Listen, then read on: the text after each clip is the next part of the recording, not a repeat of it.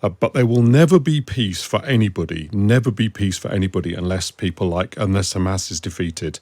Hamas does not want the existence of the state of Israel. It does not want Jews to be living in what they see as Palestinian land. It doesn't want to live next door in a two-state solution. It doesn't want a democracy and under the law for Palestinian people or for Jews.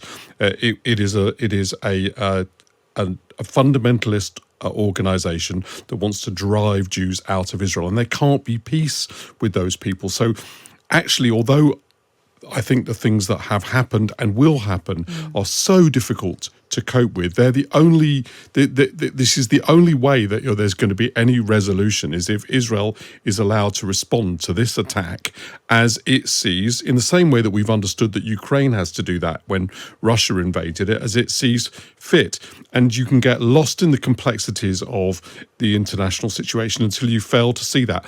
Of course, I want peace and justice for Palestinian people, but that can only happen side by side with Israel, and it cannot happen as a point of a gun pointed by sort of Islamist fundamentalists.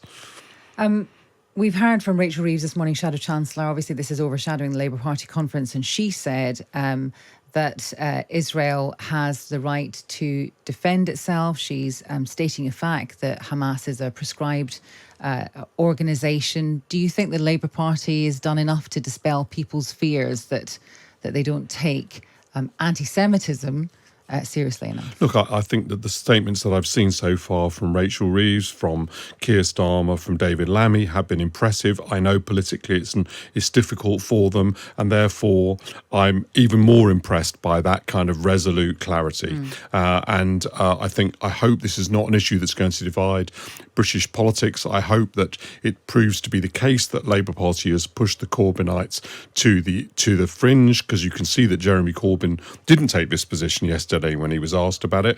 I think Labour's moved, and this is not a moment certainly for criticising that stance. So I'm grateful to Rachel Reeves for the clarity. I hope that clarity is maintained on all sides when it does get a bit more difficult, because Israel cannot allow an attack like this without responding to it in a way that prevents such attacks taking place in future.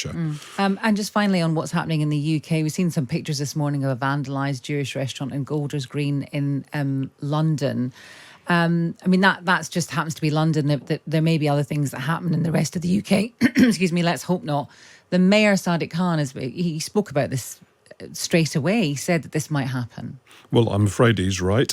And I really hope that people understand across the spectrum, and not just Jews, that the murder of innocent people at music festivals, whole families in their home, in the most dreadful, brutal way, is not a way of us making a political point about the future of the Middle East. It's simply bestial murder of a kind that's deeply threatening. And if anyone wants to know why does Israel exist, why does it have a security apparatus, why has the relationship been so difficult with the Palestinians, the answer is this, because this has always been possible, and Israel has always needed to defend itself. It let its guard down for a few moments, and look what happened. And so people who've said the whole time, why are they so robust? Why don't they try and talk? Well, they have tried to talk, but the problem is the moment you let your guard down, we saw what happened. And that, I think, makes the case for a two-state solution, but with Israel as one of those, even more strongly than any words can.